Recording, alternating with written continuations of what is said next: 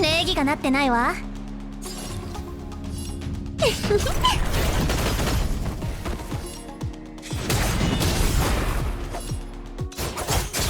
へえ、リポッポした。ガツンとくるやつでいく。バトル体験を改善し2倍速ってこんなもん。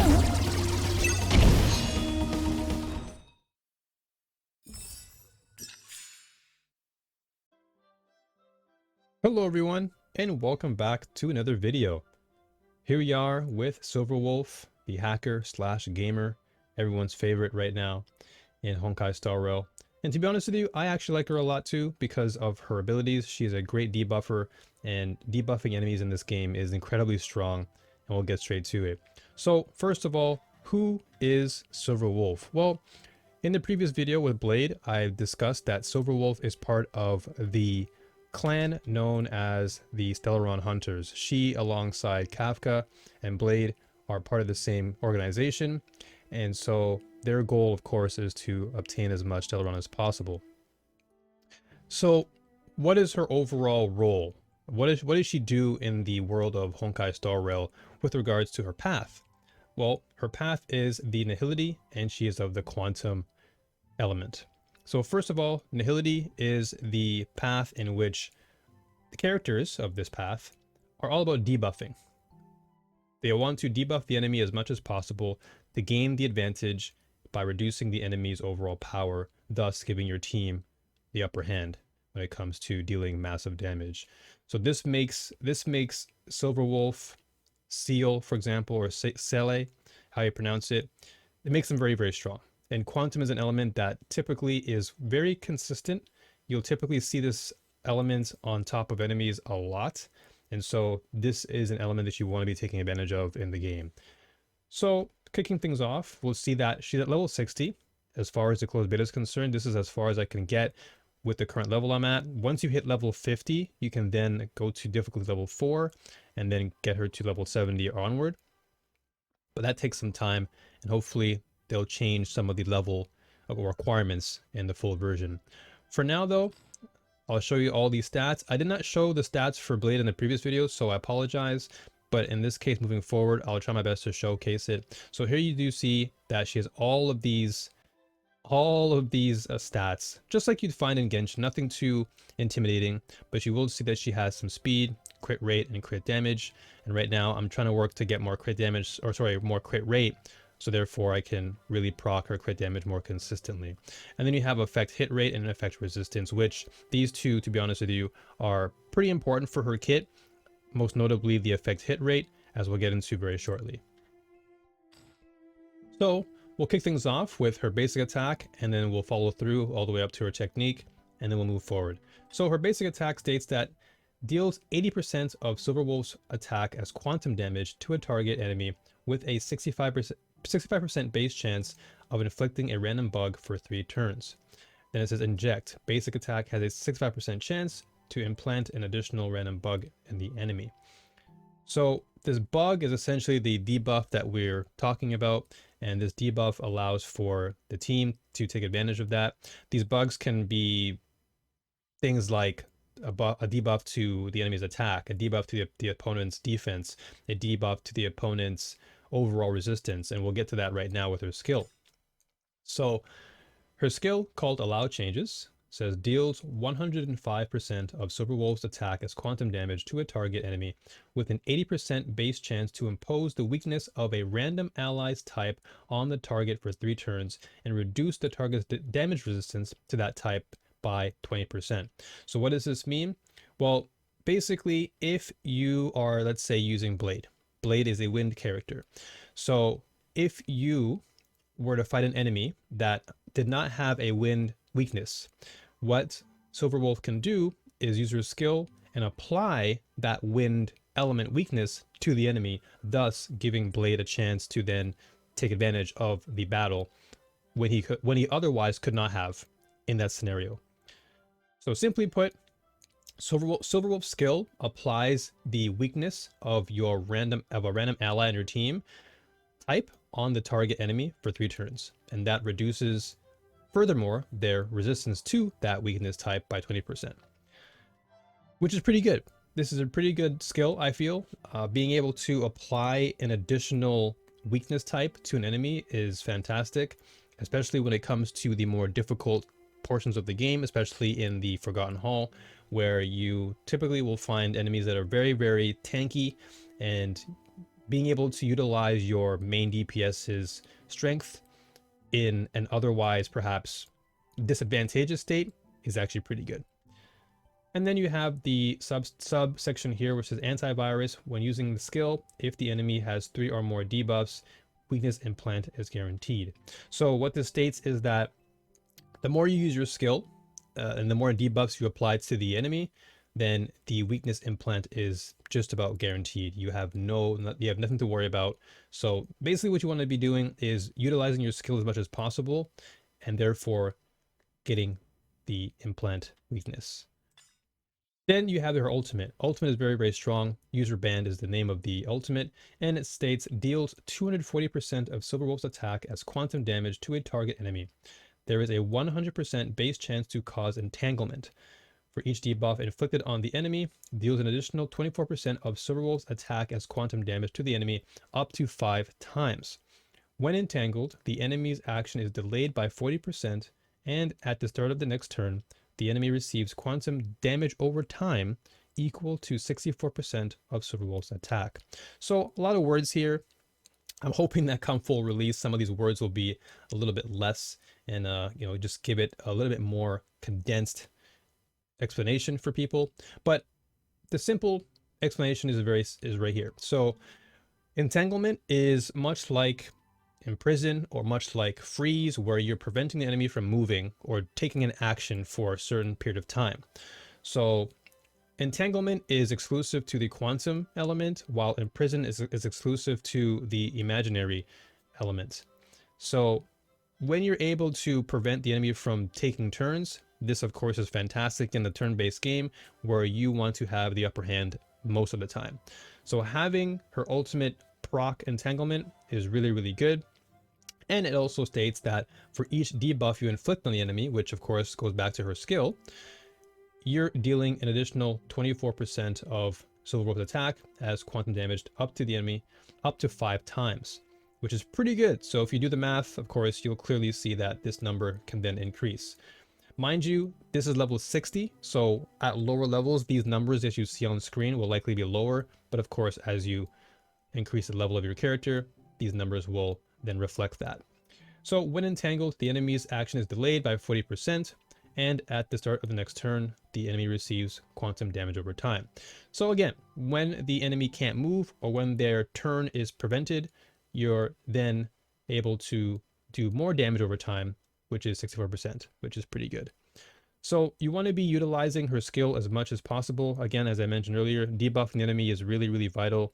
And the more debuffs you apply, then your ultimate becomes that much stronger. So it really becomes a game of balancing your skill gauge, which again, you only have 5 of your skill gauge points. So you want to be able to utilize them effectively, and therefore giving Silverwolf the advantage to then take initiative, use her skill, then her ultimate, get as much debuff as possible, and benefit and reap the rewards.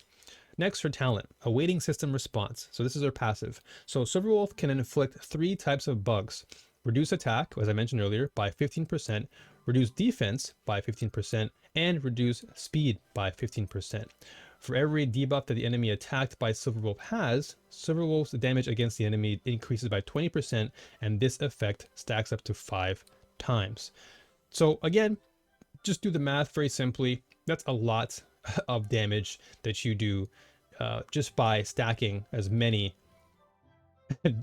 bugs as possible. So she inflicts 3 of them. So being able to reduce the attack of the enemy is really, really good, as well as her defense, because it makes your attacks that much stronger.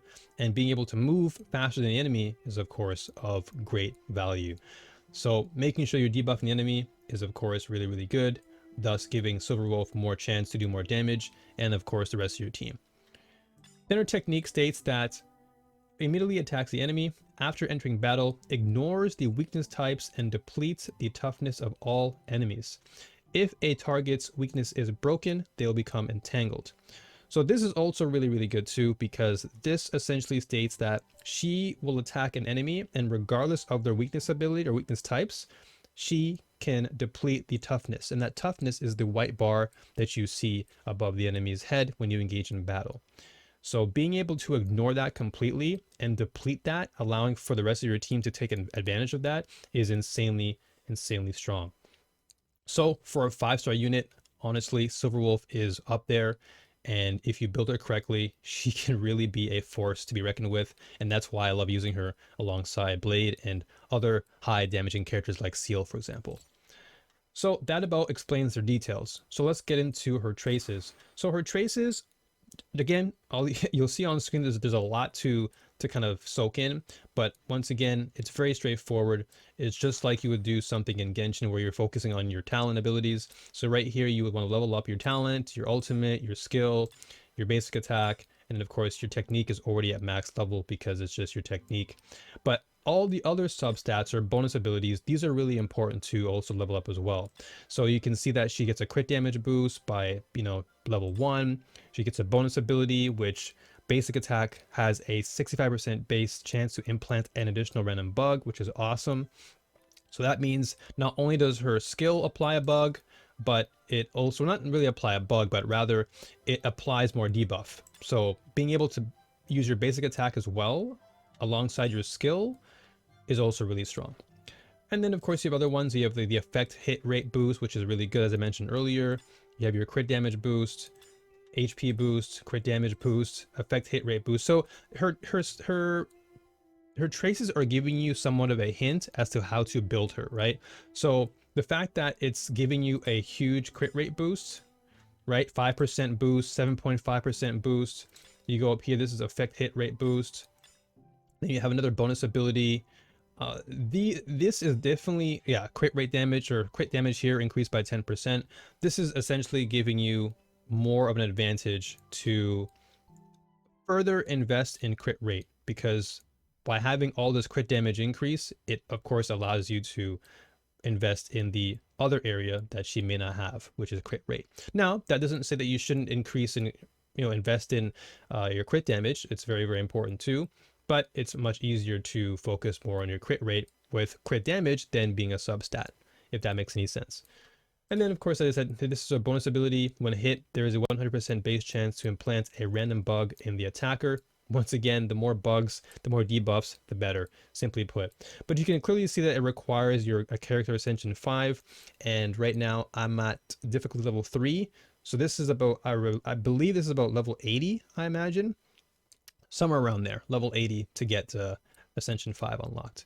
So it's going to take some time to get there, but once you do, you get this ability.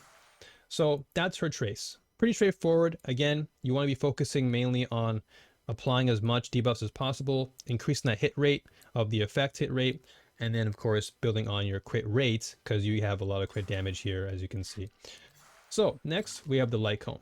Light Cone is called the Mirage of Reality, and she's at currently level 1 of her Superimposition. She's a 5-star unit, so this is not going to be an easy Light Cone to obtain, and the same can be said for what Blade has done as well. In Blade's video, I didn't mention that, but he's also a 5-star character, meaning that his Light Cone will take some time to get, but it is certainly worth it if you can obtain it. So what does it do? So each time the wearer starts a turn, there is a 100% base chance to implant a random enemy with Aether Code. When that enemy is inflicted with Break, Aether Code self-destructs, dealing additional damage to that enemy equal to 80% of the wearer's attack. When attacking an enemy with 3 or more than 3 debuffs, deals additional damage equal to 40% of the wearer's attack. So again, a lot of attack here, right? So what does this suggest? It suggests that you want to be providing as much attack resource into Silverwolf, and therefore being able to do more damage. Now, granted, you want to be able to also apply quantum damage, because there's instances where your attack then converts into quantum damage. So it's important to invest in attack as well as quantum damage. So Aether Code, as you can see again, it self-destructs, dealing more damage. It's kind of like an additional damage dealer, and that's pretty much it. Pretty simple. Again, debuff, debuff, debuff. And then here we have the Eidolon. So her Eidolon, as I said before, she's a 5-star character. So therefore, you kind of have to be mindful of just investing in the character. If you like the character a lot, fantastic, but be mindful that come full release, and as a disclaimer, things are likely to change come full release too. Whatever I've just read to you is likely to perhaps change or be altered in some way, perhaps the stats. But as far as the overall mechanics of the character is concerned, I don't think they're going to go as far as changing the mechanics, but they'll likely do a little bit of tweaking, perhaps some percentages of the numbers of some attacks, maybe to nerf or buff, whatever the case may be. So take that as a disclaimer just to make sure. But for now, let's continue with the Eidolon. So E1 is called Social Engineering. Bug's duration is extended for 1 turn. Whenever an enemy's weakness is broken, Silver Wolf has a 65% base chance of inflicting a random bug on the target. So again, more bugs, better, right? This just means that you're doing more damage over time, and your team can then take advantage of the opportunity. So this is a great Eidolon, I think, for Silver Wolf. I think having this as an additional resource to extend your bug's duration time is really, really good. And being able to inflict random bugs on the target after breaking an enemy's weakness is fantastic. So this is our E1. E1 is not too bad to obtain as a 5-star character if you're lucky. E2, when an enemy enters battle, reduces their effect resistance by 30% for 2 turns. So effect resistance is pretty good. I think it's a pretty good stat to have. And so being able to reduce the effect resistance of the enemy is obviously fantastic. It's much like reducing the defense of an enemy. You're reducing the effect resistance, and so whatever effect you put on them, be it like, lower defense or lower attack, whatever the case may be, this lowers the resistance, making it so that you can do more damage over time. So E2 is pretty good.